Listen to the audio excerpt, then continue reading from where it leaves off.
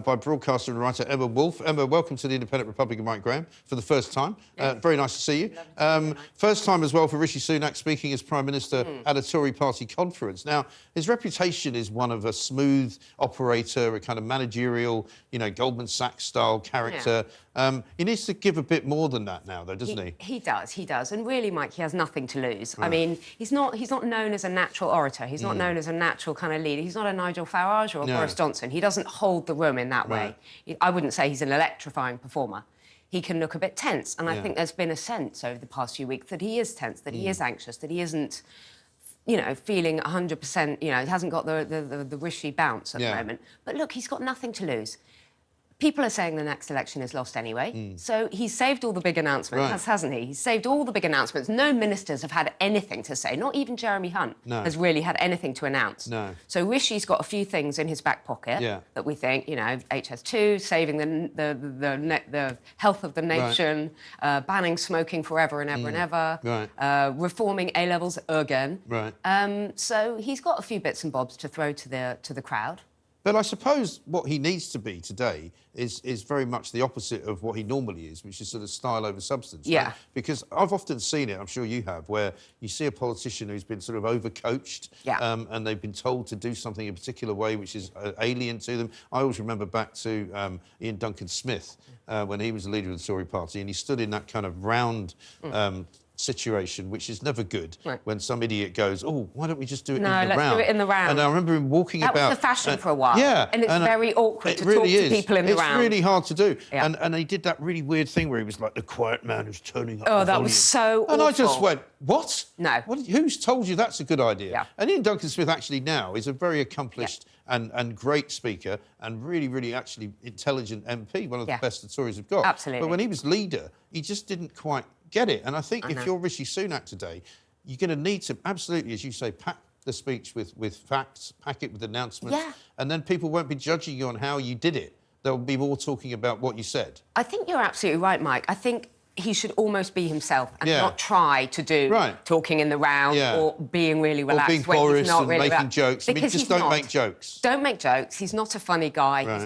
He's not relaxed. He's going to, as you say, you know, give us something, because this is the time for change. This is the time. You know, things have not gone well. He has been. It's very difficult for him to position himself as the leader of change when he's been in and out. Well, he's been part of all of this for 13 years. That have led us you know, these are the dying days, really. And let's see what Labour does. But I think Rishi Sunak, he's got nothing to lose. It's make or break today. Yeah, I think it really is. And I mean, I think we're about to see him approaching the stage. We're going to be taking this live, obviously. We won't take probably all of it because we don't want to put you to sleep out there. This is the Independent Republican Mike Graham, and whenever we don't speak, people complain. But as you can see, we're very, very shortly getting the people sitting down in the auditorium. It looks like a very crowded space.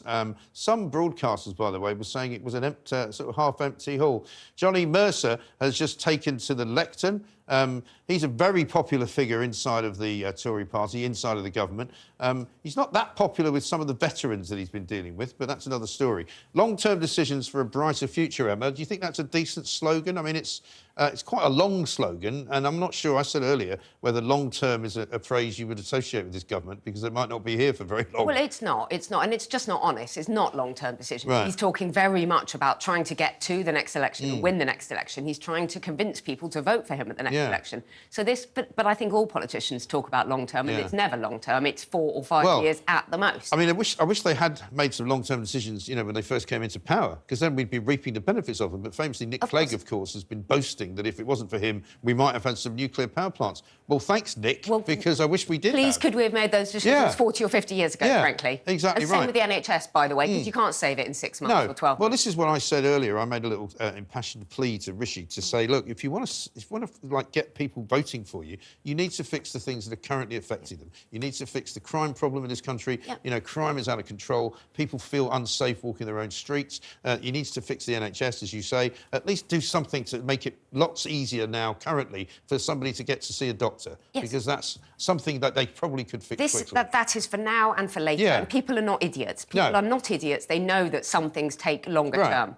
You know. I mean, there's no point in saying, look, as of next week, you'll be able to do this. But they could do something that could be actionable much, much quicker than, say, 2 years from now. Or, when they say, oh, we're going to bring waiting lists down, or deal with doctor strikes, for example, that are happening right now. Deal with transport strikes that are happening right now. Yeah. That would actually help people. Yeah, exactly right. And so, you know, just give people something that they can say, it's changed between when he said it in October to next October when they go to vote for something. Exactly. You know, if life is better for people, they might take a chance and vote for the Conservatives. There is actually, though, an interesting theory that I was told the other day by somebody who talks about nothing else other than politics, that, you know, for the Tories, if things get better too quickly, people might say, we've had enough of you anyway, we'll vote in the Labour Party. Yeah. But if actually things continue to be worse, that they might keep them in. I don't know whether you go with that theory. Which is why I think so much depends. So much is actually out of Rishi Sunak's hands. So much depends on what happens, A, with the Labour Party conference,